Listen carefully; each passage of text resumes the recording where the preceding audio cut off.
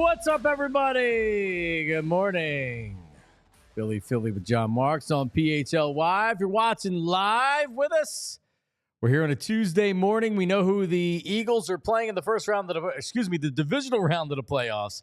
As always, Philly with John Marks, brought to you by Bet Parks and Central City Toyota. Eagles are 6-point favorites over the Rams, who beat the Vikings last night in a really non-competitive, lousy game because Sam Darnold turned back into Sam Darnold. I knew it was coming all year long. I kept saying, trust me, Sam Darnold's going to turn into Sam Darnold. Sam Darnold's going to turn back into Sam Darnold. The minute I was like, you know what? Maybe Sam Darnold is actually good. He turned back into Sam Darnold.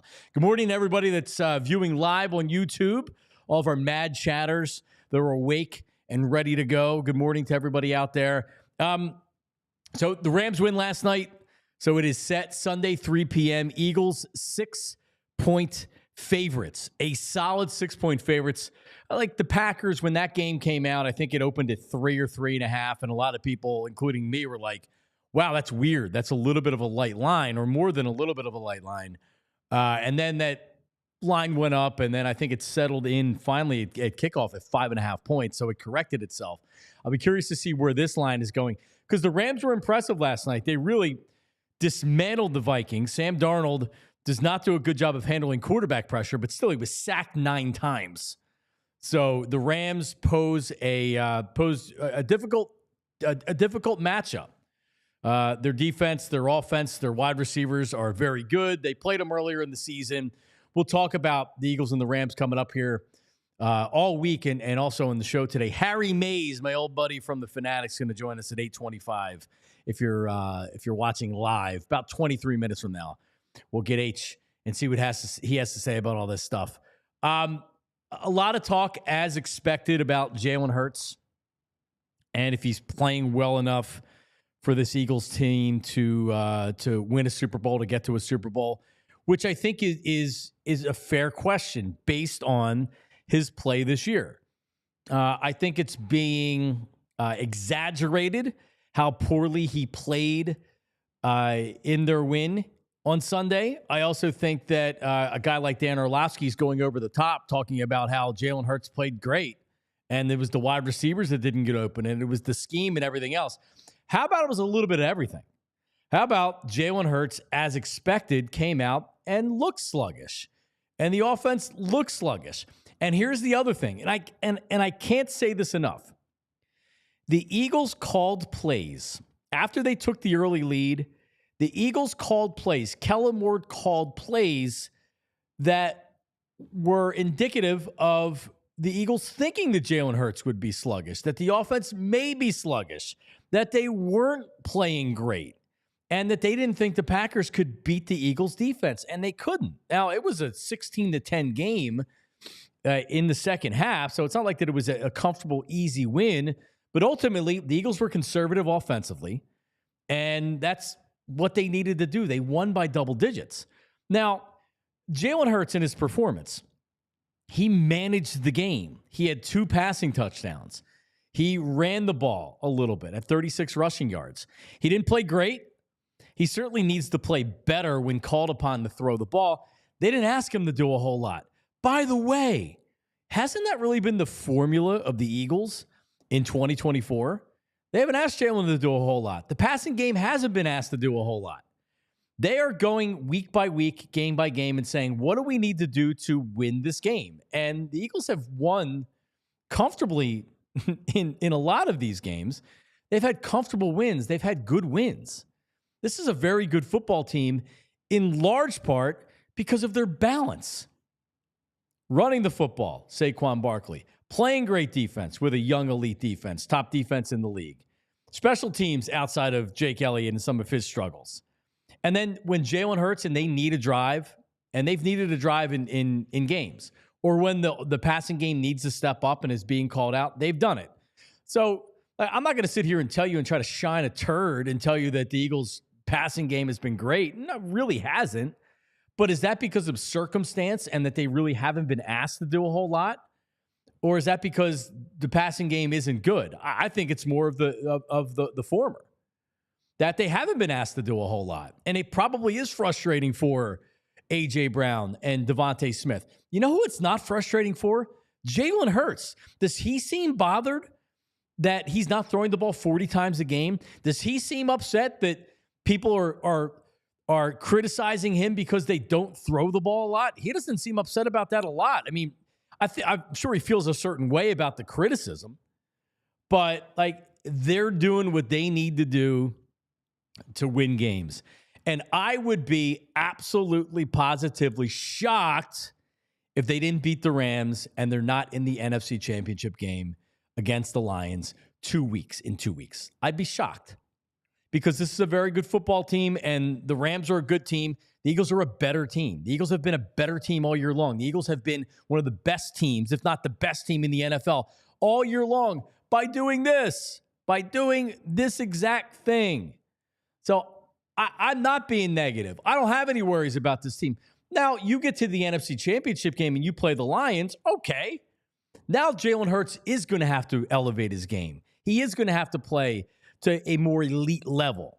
And that's just not throwing the ball. That's also making big plays with his legs. That's being the dual threat that we saw him be in 2022 and in the first half of 2023. But, man, I'm not sitting here on January 14th with a game coming up here in less than a week feeling bad about myself. I'm going to talk myself into thinking this Eagles team isn't going to the NFC Championship game. The NFC Championship game, when they beat the Rams, and they have to do it first, is going to be a tough game. And the Eagles need to play better as a whole to beat the Lions.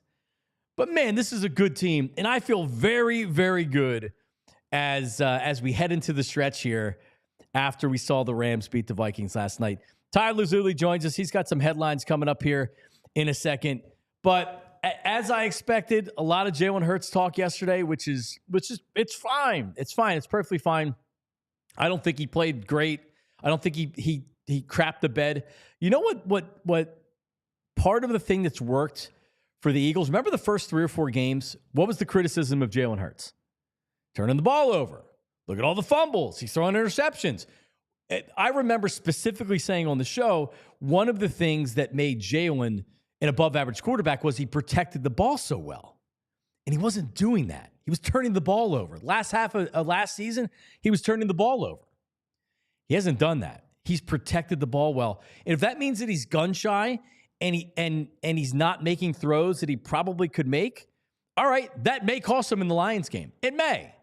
When you talk about a game manager, and I don't think that Jalen Hurts is a carbon copy exact dictionary definition of a game manager, because we've seen him in the Super Bowl outperform Pat Mahomes. We've seen him be a dual threat. And he steps up when you need a drive, when it's the fourth quarter. I've seen it. I've seen, hey, I got this out of Jalen Hurts. So he's not a true game manager necessarily, but that's what he's been. He's been managing the game. And by the way, a lot of times and normally when we call a quarterback a game manager, it's not necessarily insulting, but it's not a compliment. Alex Smith, game manager, right? Like Tyrod Taylor, when he was with the Bills at the start, game manager. It means that you don't have the requisite skills to get the team past being a wild card round. Russell Wilson right now, game manager. Jalen Hurts isn't the game manager like that. He's a game manager because he's managing a very talented team. Defense, offense, offensive line. He's managing the team because that's what they need him to do right now. He's going to need to step up and play a lot better as a passer if they're going to win a Super Bowl this year. Tyler Zudi, how do you feel about all of this conversation? I almost feel like game manager can be used. I think about, you know how PFF has their grading scales? And sometimes they're really, really weird. And so you use PFF when it benefits your storyline, and you say PFF is stupid when it's a ridiculous stat, like Lane Johnson's the 10th best right tackle or there was whatever one it was. So The reason I bring that up is because I think you can use Game Manager in the same way. You can use Game Manager as a knock term, as a derogatory term to a quarterback who doesn't have a lot of skill, extra skill set. Jason Kabinda and I talked about this on the Penn State show one time. There's a difference between a game manager and a game changer. But being a game manager isn't necessarily a bad thing. You could be a game manager and protect the football. You could be a game manager and be the quarterback who leads a 15-play, 8-minute, 75-yard drive and just chunks off like a huge portion of the game. It's not necessarily a bad thing. I think the way that Jalen Hurts has played this season, especially in the winning streak, in the 10-game winning streak plus what we saw a little bit in the playoffs, is there somewhere between game manager and game changer right now. I think he's like game manager plus, right? He's like the bonus. You have a subscription and then there's subscription plus. He's the bonus. He's the plus right now because he does some things extremely well, and he also is not turning the football over. He's I think in this particular instance, you can use game manager as a fair assessment if you add there's still a skill set there. Like some game managers don't have the ability to scramble on third down and pick up the first down with their legs. Some game managers don't have the ability to use the tush push to pick up fourth down when they need a yard and he gets 2, right? Like the added stuff that he's able to do puts what he's doing right now in that plus tier. You talked about the beginning of the season. After the first 4 weeks, after the loss to Tampa Bay, there was one quarterback in the NFL who had more turnovers than Jalen Hurts. It was Will Levis. And we were talking about if you're in the category of Will Levis, you're having a problem in your season. Well, since that time, he had 8 turnovers. He had 4 interceptions and it was actually 9. He had 4 interceptions and 5 fumbles. And Will Levis was the only one who had more. Since that time, he's fumbled the ball just twice. He's thrown just 2 interceptions. To me, that is the ultimate protection of the football. Now, I'm not going to sit here and tell you that Jalen Hurts was excellent on Sunday. He wasn't. He was fine. But I think when you look at the playoffs and how difficult it is to win in the playoffs, Jalen Hurts did not hurt you in the wild card round. Like, no. I'm not sure he was a massive benefactor or a benefit. They were not like beneficiary of his success. But when I watch the quarterback on the other sideline, he's bad. Inflict negative damage to his team.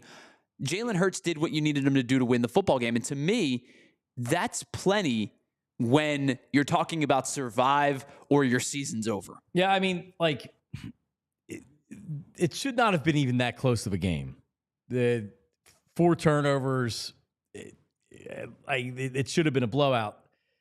If everybody talked about Jalen Hurts being sluggish because of the layoff and they could possibly lose the game, as many people nationally, and I'm sure a lot of people locally were saying the same thing, and that actually happens, and the offense wasn't great, and maybe Jalen was sluggish, then why are we freaking out about it? Why is now everybody saying, oh, well, you just said they could lose the game because Jalen Hurts hasn't played. Oh, my God, all the usual suspects on all the shows. All the TV shows. And that's the thing. People criticize Jalen Hurts for not having that next gear, right? Not kicking it into like 4th gear when he's protected the ball and played well. And then as soon as Jalen Hurts misses time, it's like, oh my goodness, if Jalen Hurts doesn't play in the playoff game, they're going to lose this game. And that's probably true, right? Like, well, maybe it's true. Their team is really, really good. And maybe it's true. But without Jalen Hurts, you are an objectively worse NFL team. And by the way, Tyler, if they lose to the Lions or the Rams and Jalen Hurts doesn't play well, guess who's going to be the focus of the criticism? It's going to be Jalen Hurts. Well, it's so everybody out there that wants to kill Jalen Hurts, just wait. And then if he plays poorly, then you can have that conversation. It's the quarterback no matter what, right? It's the quarterback, it's the head coach. Those are the two that shoulder the brunt of the negative load if a team loses a game, especially one that they're favored in, especially one that they're expected to win. So yes, of course, that's going to be the conversation, especially if he doesn't play particularly well or elevate his team to win a game. But what he's done over the course of the year is have a ridiculously high floor. And that, to me, is so imperative. You could have a guy with a high ceiling. Jordan Love has a high ceiling. But Jordan Love showed you on Sunday that the floor of his game can be detrimentally low to his team's success. He threw an interception to Zach Bond on Sunday that there was nobody even in the vicinity of. Zach Bond wasn't even covering anybody. And you know what I mean? So, like, that decision-making from Jalen Hurts where he doesn't turn the ball over, and sometimes it leads to holding the ball too long in the pocket, and sometimes, yes, it does lead to a sack that maybe he shouldn't have taken. Maybe he should have escaped and thrown it away, or escaped and tried to make a play with his legs. And that's a fair criticism. But I think the floor for Jalen Hurts being as high as it is right now is an important thing to this team's success because they run the ball well, they play good defense, and they have good skill position players on the outside that when they need them, they have the ability to go to them. So to me, that upper echelon floor is just as important as the ability to change a game in this particular conversation. All right, well, we only got a couple minutes for headlines, so get us updated here before we get hair coming up here in less than 10 minutes. Yeah, so our headlines brought to us by our friends over at Glad Hair Restoration. They're not just about restoration, but innovation as well. And if you want to improve how you look and how you feel, head on over to gladhairmctr.com or call 610-980-4000 to get started. Let's start with the Flyers last night. Impressive come-from-behind victory. Flyers down 2-1 after 2 periods of play. They win this game 4-3. Not just win the game, beat a really good Florida Panthers team. Noah Cates was probably the story of the game. Potts 2 goals, including the game winner. Morgan Frost and Garnet Hathaway had the other ones. I thought Cates was excellent last night. The Flyers now with a modest 2-game winning streak after their win on Saturday over the Ducks. They'll be back at it for a back-to-back tonight when they take on the Columbus Blue Jackets in Columbus. I would imagine Ivan Fedotov probably gets the start in this one as Sam Ersson started yesterday against the Panthers. Yeah, listen, it's this time of year with the Eagles in the playoffs and everything kind of is so focused on the Eagles. Once this is over, then it becomes, all right, now you got Sixers and Flyers until the Phillies get started. This is the perfect time for the Flyers to start a run right now to where they're humming. They're humming come February. You know, you asked me the other day, you said, do you think they've hit a wall? And I said, I do feel that way a little bit, but they've also played some really good teams. This is a really good team they played yesterday. Yeah. And they beat Florida on their home ice. Sam Reinhart had 2 goals, so it's not like their goal scorers weren't playing well. They're a point behind the Penguins with a game in hand. They're 3 back of the Blue Jackets. The Blue Jackets do have a game in hand on them, but they could make up 2 of those points tonight when they play Columbus. They could be within striking distance of Columbus, and that would put them tied with the Senators. It would jump the Red Wings. It would jump the Canadiens. There's a kind of like a hodgepodge of a whole bunch of teams in that mid-40s point range from like 44 to 49, and it includes some really good teams, or at least on paper, some really good teams like the Tampa Bay Lightning, who only have 49 points. They do have played 3 less games than the Flyers, but the Flyers are sitting somewhere in that mix, kind of on the outside looking in, but still, I guess, in a contentious enough spot heading into the second half of the season. All right, well, listen, we'll cut headline shorts. Harry May is going to join us coming up in a couple of minutes. A couple other things. Mike McCarthy not returning to the Cowboys. We'll talk about this coming up in the last block of the show. Apparently, Jera has spoken to Deion Sanders about the job. Is there mutual interest? We'll speak about that coming up as well. Very interesting. All right, Philly with John Marks returns 2-2. 2-2. All right, let's talk about the lines here for a second. BetParks app. I was on there this morning.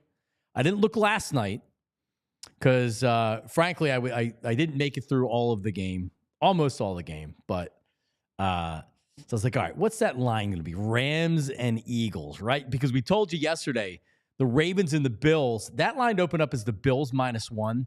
It's down to even. It's a pick 'em. Ravens at the Bills right now on the BetParks app. You jump on right now. I speculated it'd go down to a pick 'em, and I was right. We'll see where it goes from here. But the Rams and the Eagles. Eagles are a very solid 6-point favorite. So my analysis of that is that like Vegas looks at it and says, all right, the Rams just had their win in the playoffs. And now they have to travel all the way across country on a short week, right? Because they played last night. And, to now, and they were in Arizona. They're misplaced. They're not in their homes or whatever. So I just like the Eagles are the better team, and that's a solid 6-point line. So I will certainly take the Eagles at 6. Buy it now or wait? That's the question. Do you think it goes down a little bit? Because the Rams were impressive last night. So does the national media and do fans talk themselves into the Rams beating the Eagles? I think it's worth waiting to see if you can get that down to 5 before you buy it. Because, Jalen Hurts can't throw the ball. He's not good enough to win. So I would wait, because I think there's a better chance it goes down to 5 than it goes up to 7. Texans at Chiefs. Chiefs remain 8-point favorites. Commanders at the Lions. Lions, a very healthy 9-point favorite. All of that is available right there on the BetParks app. Check it out. Also, listen, if you're looking for, maybe it's date night, maybe you just like comedy, or you like live music. The Excite Center at Parks Casino is amazing. All right. I've been there a number of times. Pennsylvania's #1 casino, right in the Philly burbs, close to Delaware, off of 95, close to the Turnpike. Everywhere in the area, you can get to Parks Casino very quickly to see Larry the Cable Guy. Get your tickets now. May 16th, country artists, magicians. Michael Carbonaro is appearing March 8th. Country star Lee Brice, March 22nd. And great restaurants at Parks Casino. Liberty Bell Gastro Pub. Me and my buddies from Parks Casino, Maniac Malloy, we had lunch there. Amazing burgers, amazing wings. Parks Grill Steakhouse, can't recommend that enough. Excellent high-end steakhouse. Bamboo Noodle House. So go for dinner, go for drinks, go for gaming, go for a show. ParksCasino.com. Buy tickets for all shows. Parks Casino, this is how you win. You must be 21. Gambling problem. Call 1-800-GAMBLER. All right, Central City Toyota and their sister dealership, Ardmore Toyota. If you're in the market for a new car, you want to upgrade your ride, maybe a certified pre-owned, go to CentralCityToyota.com. It's Michael Jamie. It's his spot. He's the general manager. He's been there over 3 decades. Central City Toyota's in the heart of University City on Chestnut Street, 55 years in Chestnut Street. You're there for 55 years because you're a great business, because you have repeat customers, because they're the top service center, service and parts dealership in the entire city of Philadelphia. If you work in the city, ladies and gentlemen, want to get your car serviced, you don't want to have to go to the dealership on the weekends and wait for hours. Just go to CentralCityToyota.com. You can schedule an appointment. They come and grab your car, service it, do whatever you got to do in state inspections, new tires, all that. And then they drop the car back off. You literally don't even know it happened except that your car's serviced. CentralCityToyota.com. That's for everything. To make an appointment for their entire inventory of everything that they have at both dealerships. CentralCityToyota.com. And by the way, Uncle Jamie only has 1 loss in his college football locks. And there's only 1 game to go. Who will he like? He only has 1 loss in picking all the games. So stay tuned for that. CentralCityToyota.com. Harry Mays is going to be joining us here in just 1 second. A couple other notes here. Last night, and I picked the Vikings because, I don't know, like you don't think, sometimes when you're making a pick, you're like, the Vikings will win. I don't think the Rams are very good. And then Tyler made his pick on the game. And after he made his pick, I was like, you know what? The Rams probably are going to win. The Vikings aren't very good. Like if you really look at it and you look at their full body of work, like, yeah, they won a lot of close games. And they look terrible against the Lions. Now they're going on the road, and it's like, all right, have they been exposed? Sam Darnold was exposed. He turned back into Sam Darnold. He did. So now you listen to Kevin O'Connell after the game last night. I went from 3 weeks ago to saying, well, you got to franchise him, or, hey, you got to sign him. Maybe he doesn't come back now. Are you bringing him back after his performance the last 2 weeks? Well, so it's not necessarily about how well or how poorly he played for me. Like the question becomes, is they invested the 11th overall pick in J.J. McCarthy. Like, you know me, I've talked to you about J.J. McCarthy a ton. I think he stinks. But they spent the 11th overall pick on him. At some point, they're going to use him when he's healthy. So I don't know, does that mean it's going to be this year coming up? And does that mean Sam Darnold walks for nothing? Or did they franchise tag him and give him another season? Because the franchise tag at the quarterback position is what, $28 $28 million or something like that. That's 28? I don't know. That's a lot more than that's that. a number off the top of my head. I don't know the answer for sure. My point is, it's a lot of money to invest in the quarterback position, even if it is for a year. Last year was 38. Okay, so it's probably going to go up to 40. Yeah. This year. So I was even lowballing the number. So my point is, like, are you going to spend that kind of money on a guy even for one season when you've also invested the 11th overall pick? Well, not when he plays like that. Right? Like, to me, sitting McCarthy for another year or two is not an issue. If Sam Darnold can play, like Jordan Love probably wasn't ready to play his second year in the league. And when he did get an opportunity, he didn't look great. He didn't look great on Sunday either. As we welcome in, listen, he's on post-game duty after all Eagles games with Jason Martinez. Name's Harry Mays, Locked On Eagles podcast. He's wearing his Temple hat. Wearing it proud today, Harry. What's up? What's going on, Johnny? Big week this week, man. We got Eagles football. We got Temple hosting Memphis on Thursday night at the Liacouras Center, a ranked team coming in. The students are back. It's going to be a whiteout, which I hate. Oh, my God. But yeah, big week. See, I can't even focus on the Eagles playoff. I have to get to the past the Temple game first. I'm so juiced for it. Hey, man, I need stuff to do. I need stuff to do during the winter. Are they good? In basketball? Yeah. Yeah, I mean, they got talent. I still don't know if the coach can coach yet, but they got some talent. Before we get to the Eagles, Sam Darnold, your thoughts?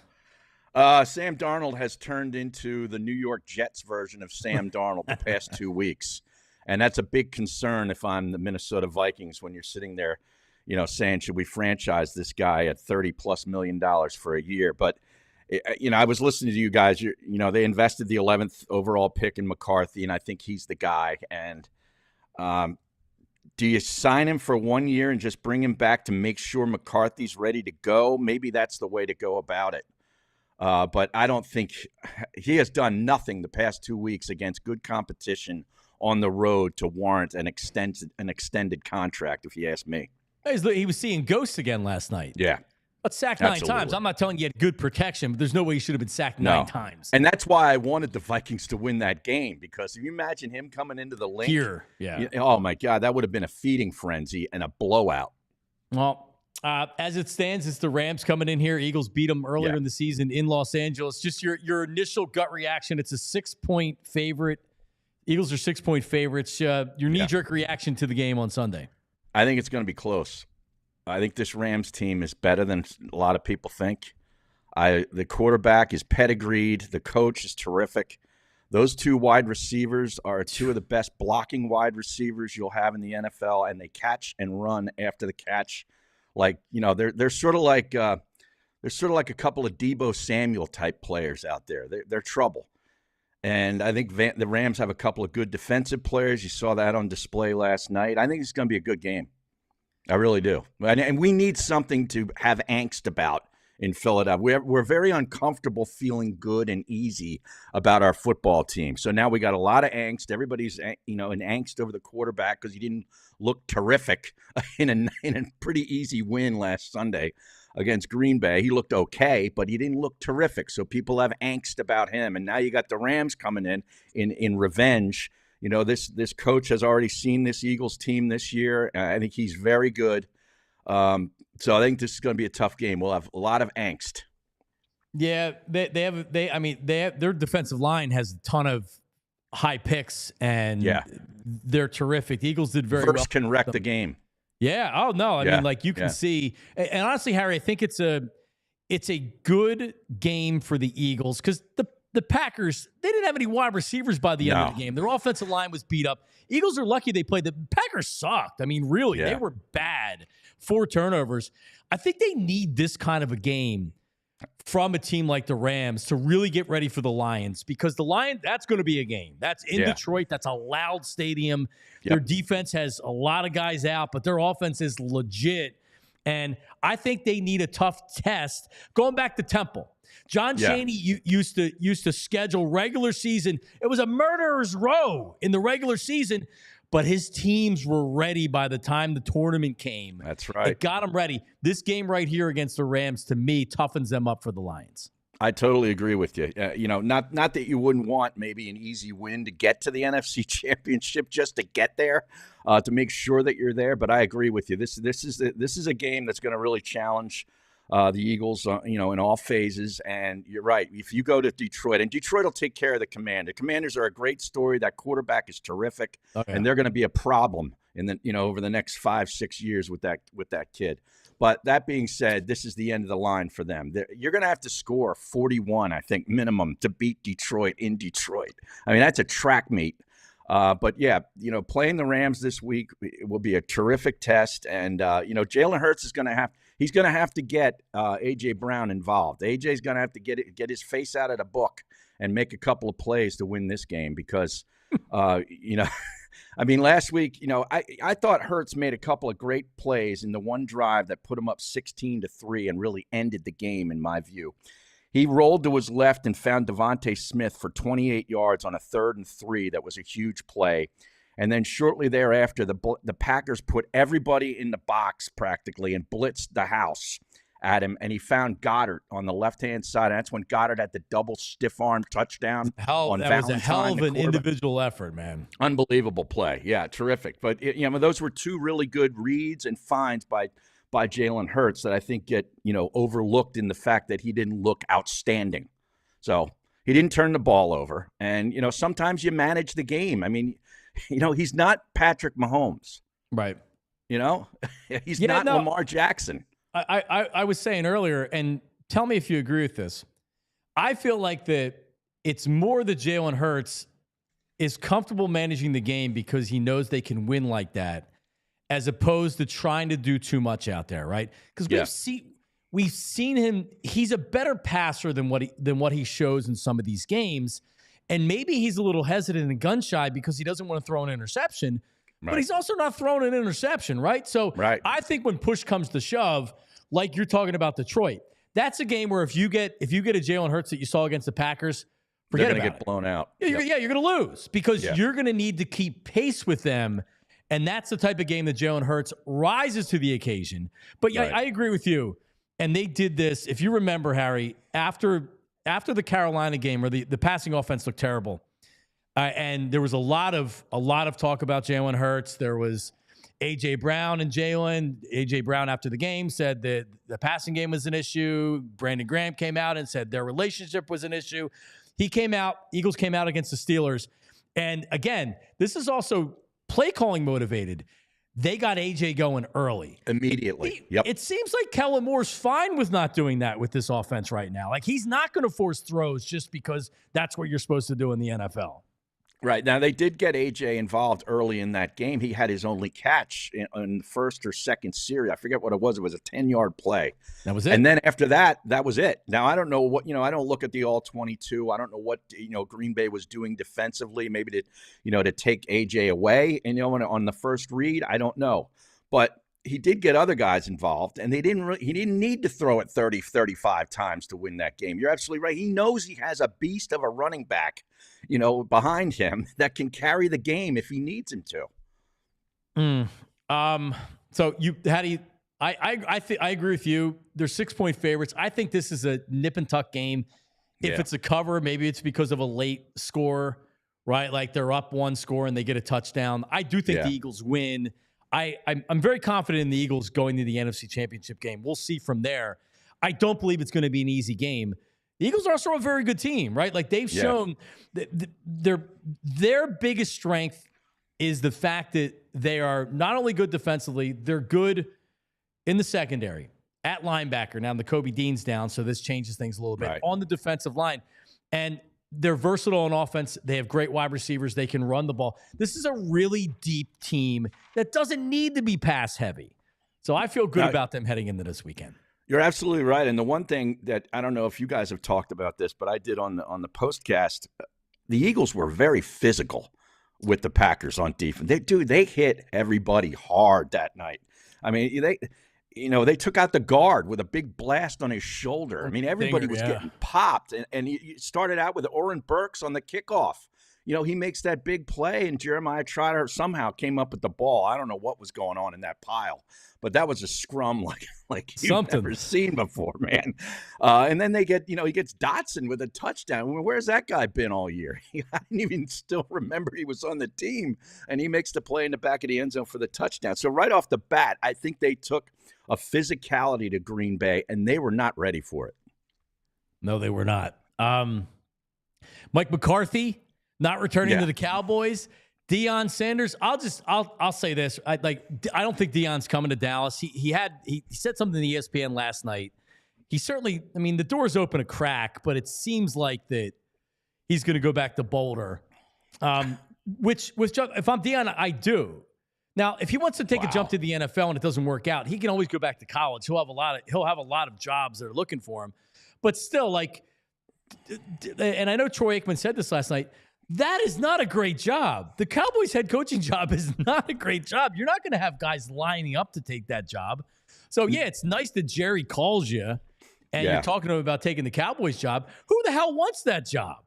Think about what we're saying here. And I agree with you. And I agreed with Troy last night when I heard him say that. You're Deion Sanders, and you're going to say, nah, thanks, Jer, but I'm staying in Boulder. I'm going to coach in the Big 12 rather than go to the NFL and coach America's team, the Cowboys. Think about that. You're Jerry Jones. That might put you in the grave. Seriously. You're getting snubbed for Colorado? This isn't Ohio State or Alabama. It's Colorado. Who do they hire? Respect. I don't know. Does McCarthy go back? I know. So Kellen Moore's been mentioned, and I think Kellen Moore ends up being the coach if everybody else turns him down. Yeah, and that's a good one. Yeah, I think Kellen Moore's a coordinator. He's not a head coach. A lot of the guys that they hired before Mike McCarthy. And if he leaves, then the Eagles are going to be searching for a new coordinator, which is a potential problem. But Kellen Moore's been good this year. I don't look at the Eagles' offense and be like, wow, what a great scheme, or oh, man, that's innovative right there. No, I think he's an above-average NFL offensive coordinator who's done a really good job. I think he knows how to call plays. He knows what this team is, and he does a good job of managing this offense. But, as far as being a head coach in Dallas, see you. Go ahead. Yeah, see you later. Absolutely. But I just love the fact that there's always unrest in Dallas. You know what I mean? Nothing, they're never going to figure it out. That's what he wants. He loves the fact that now they're going to be talking about this on ESPN for 2 or 3 days. He cares more about that than winning. Listen, this dude is cheap. The one thing that I've learned about Jerry Jones over the last year is he's legitimately cheap. They're crying about salary cap and they can't afford. They gave Ezekiel $3 million guaranteed. They could have given Derrick Henry $9 million guaranteed. Right. And he almost had 2,000 yards. They don't want to pay anybody. What a bust that was, huh? Holy cow. Yeah. And I love it. I love when Dallas, I know maybe things are better when teams like that, brands like that are good for the league, but I couldn't care less about the league. Dallas can stink for the next 10 years as far as I'm concerned. Yeah, they'll be good enough. One year they'll be a playoff team. Next year they'll win 12 games and they'll lose. Kind of what they've been doing the last couple of years.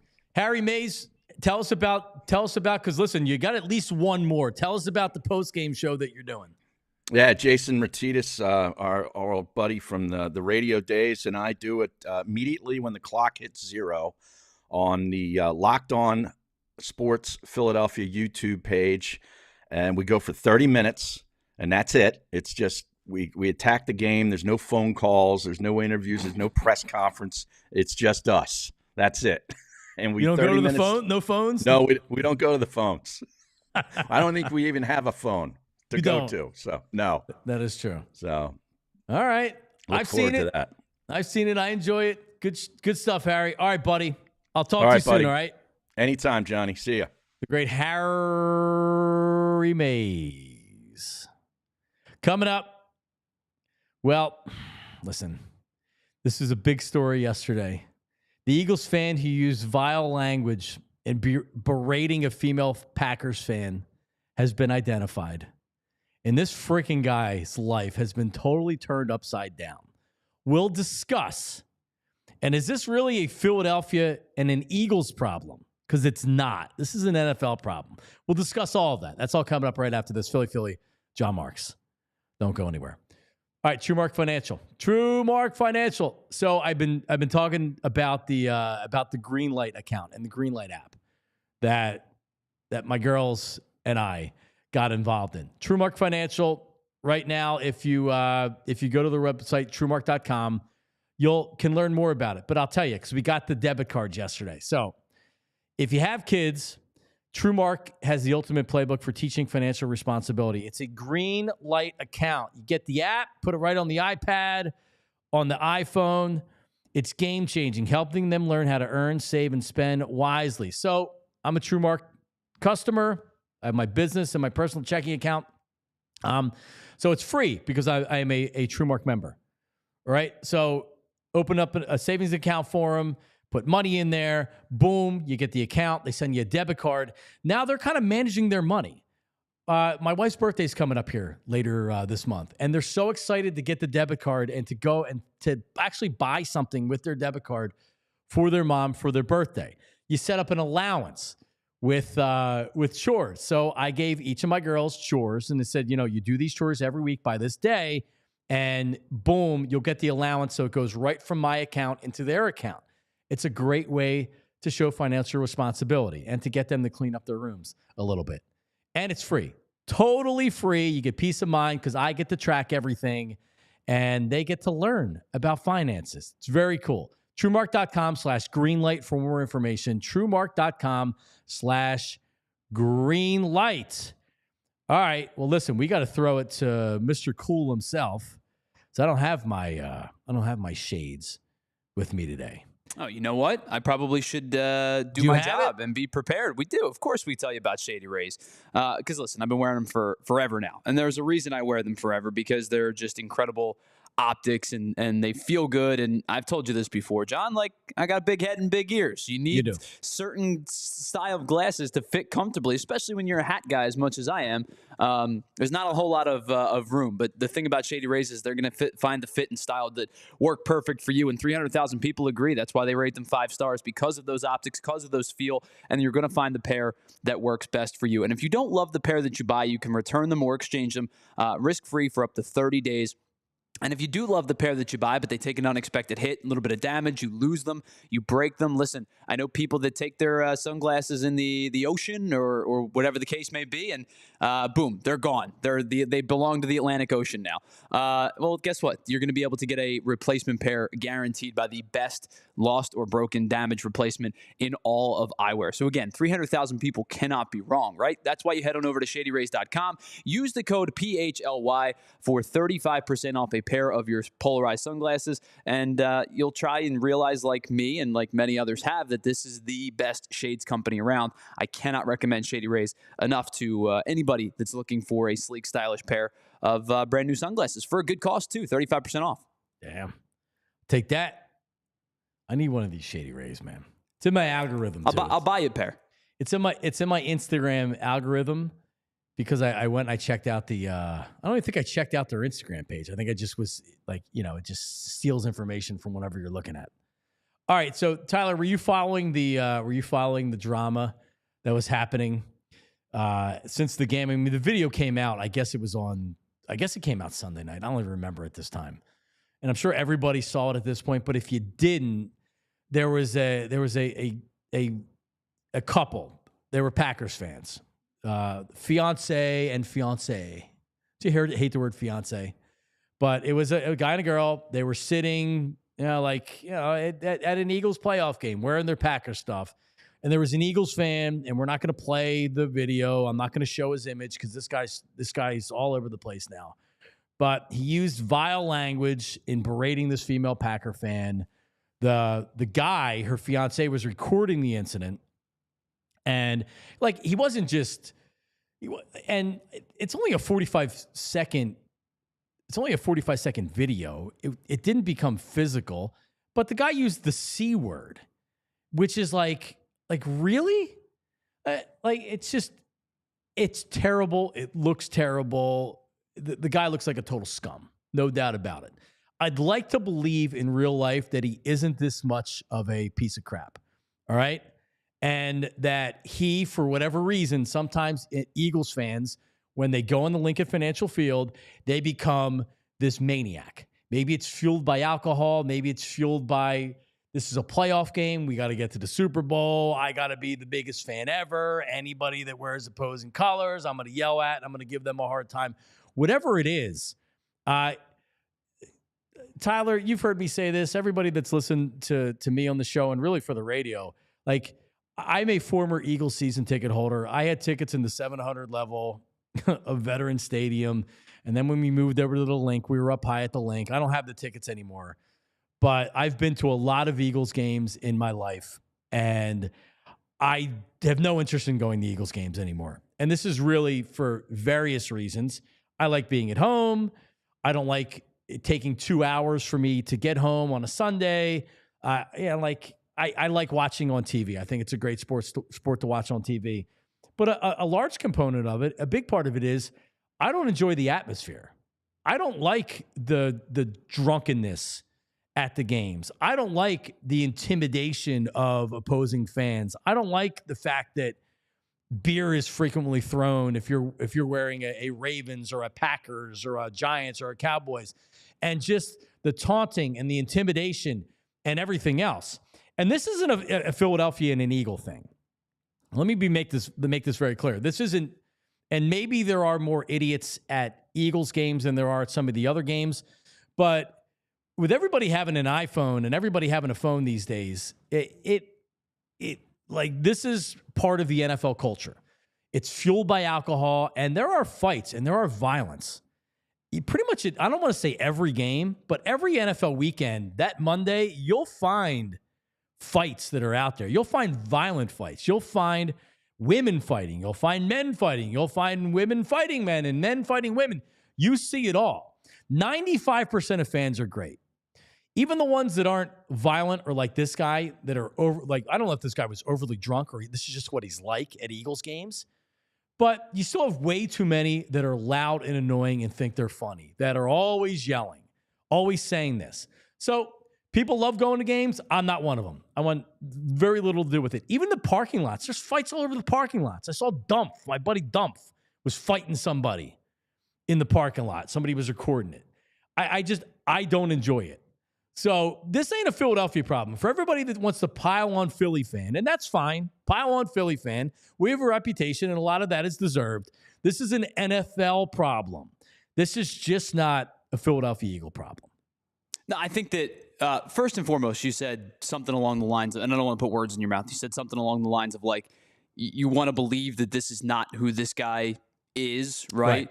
I'm a big proponent of when somebody shows you who you are, tells you who they are, you believe them, right? And what I believe is this guy is a J.O. And honestly, you're right. I would even take it a step further. You said 95% of Eagles fans are great. I would take it even a higher number. I would say like 98, 99% of Eagles fans are great. But this guy took it way too far and is an absolute idiot for the language that he used, for getting up in this lady's face. This lady's just trying to enjoy the game, root on her team.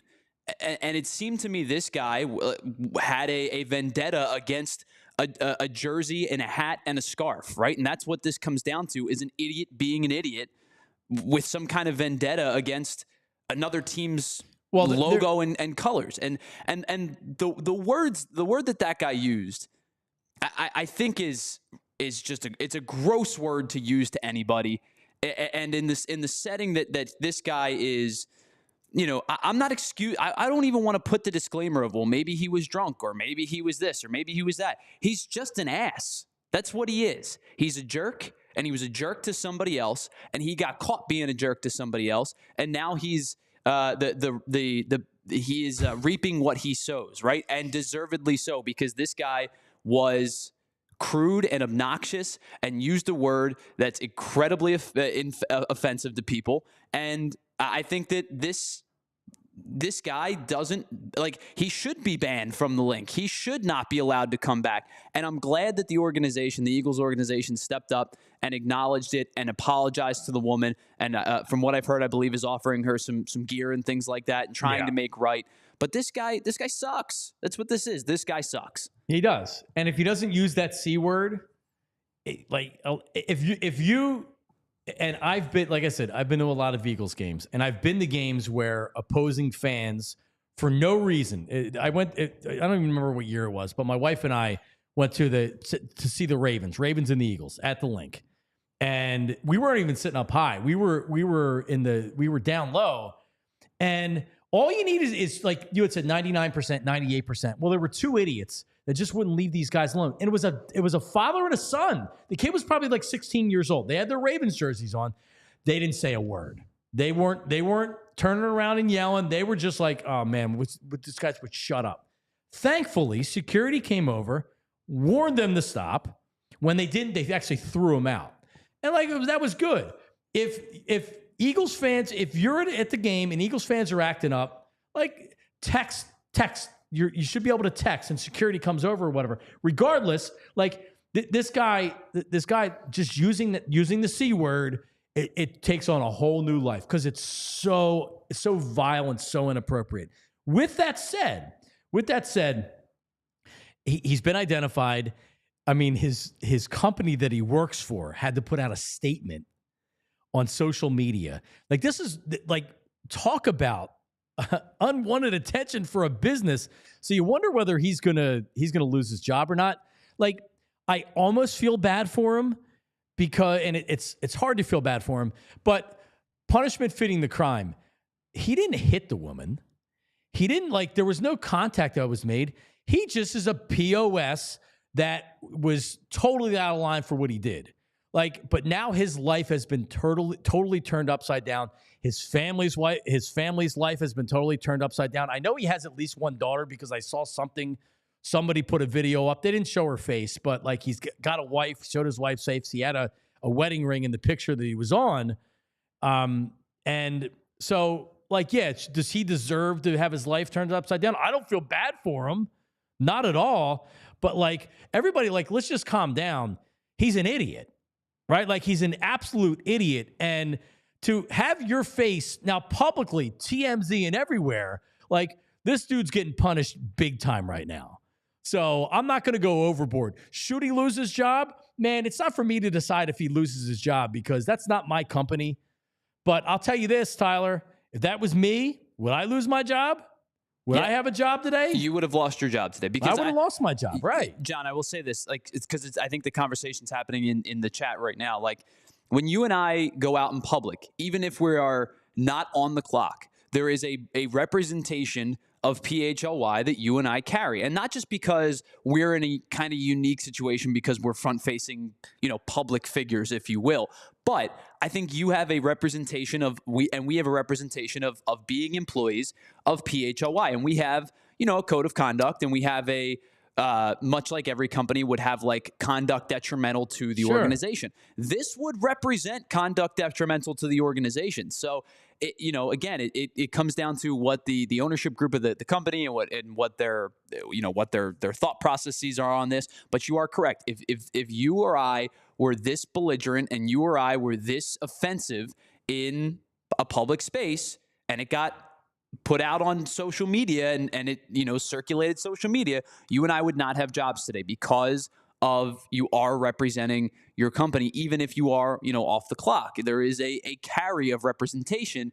You represent your family, you represent your company, you represent your, yourself, right? So there is a representation that you carry, even if you are not physically working your job.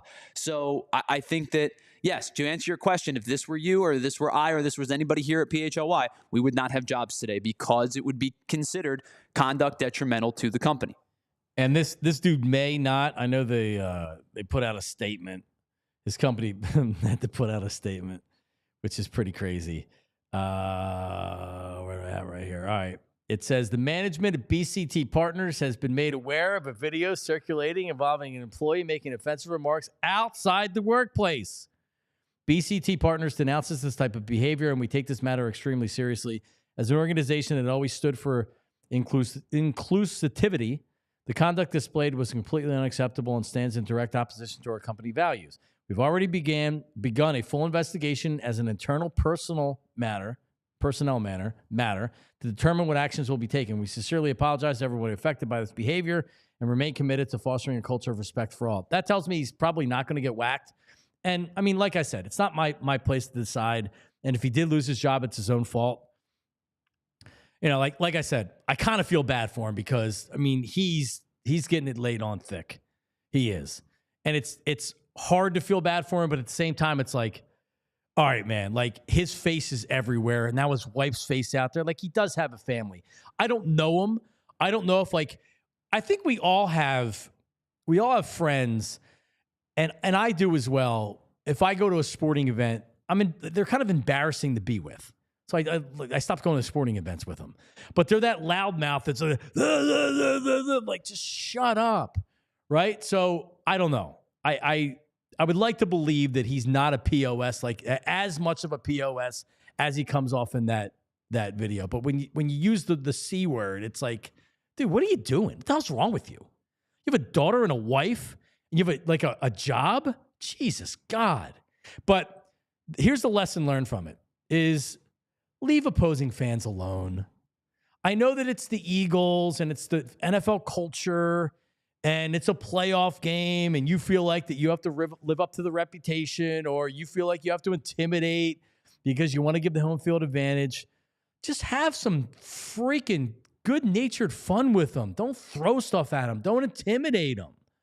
Right? Like I've been to sporting events where I've been in different stadiums where I haven't been treated great, but nothing like I've seen at Eagles games or whatever. But this is a problem across the NFL. So just remember, everybody's got a phone.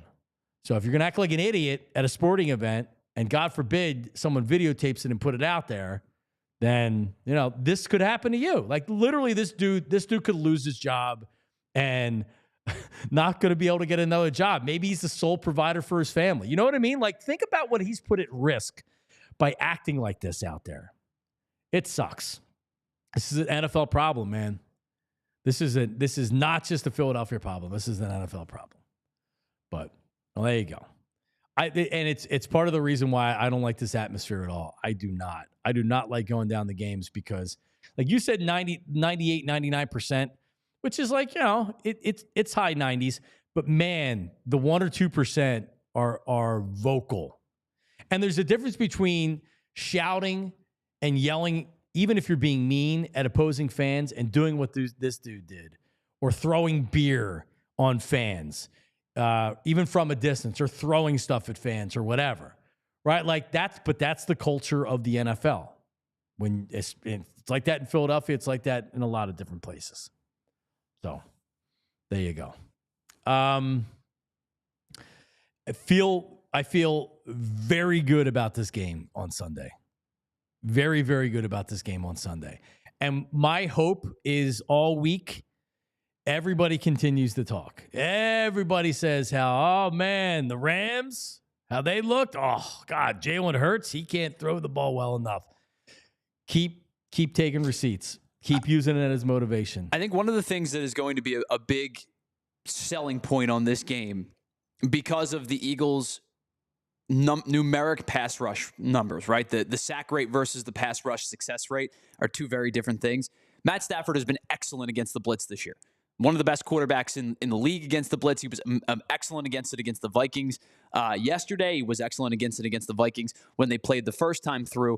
He's been very, very steady against the blitz. He gets the ball out of his hands quickly. He's decisive. He knows where he's going with the football. And that's been Matt Stafford now for the better part of like a decade, pretty much since he's kind of toned down the gunslinger mentality a little bit and toned up the higher completion percentage and things like that. That's going to be a big sticking point. But I do think on the inverse, when you talk about how you feel good about this game, the Rams' run defense has not been very good this year. The last time these two teams played, now again, that was multiple weeks ago, and I think the Rams are a better team than they were the last time they played the Eagles. Saquon Barkley himself ran for 255 and 2 scores. I think the Eagles are going to be able to exploit the Rams' run defense again. And if there's going to be a selling point, like kind of what you and Harry were discussing with Saquon Barkley, I think that if the Eagles can run the ball, maybe not to 255, but if they get into the mid 100s, like 150, 160, 170, they should feel pretty good about their chances to win this game. Agreed. Shout out to everybody watching on TV, allphly.com. Check out the rest of it. And that's also where you can get, that's right, PHLY Daily. It's available right now every morning. All right, it comes about 7:30. Rich Hoffman Jr. gets it out there, and it's your daily Philadelphia sports day. Like the headline today is Beat LA. Beat LA. Beat LA. Also, the some of the shirts, the gear right now is amazing. But it gives you everything you need, has embedded tweets, highlights, everything you need to know if you're a Philadelphia sports fan, and then some. There's more information than I need here, frankly. Rich goes so in depth with everything. So definitely check it out. You can subscribe, and it's totally free. Allphly.com. We're back tomorrow as we count down to the divisional round for the Eagles. Switch over to Ant. He's live right now talking about all the good stuff. See ya. We all silly like the mayor.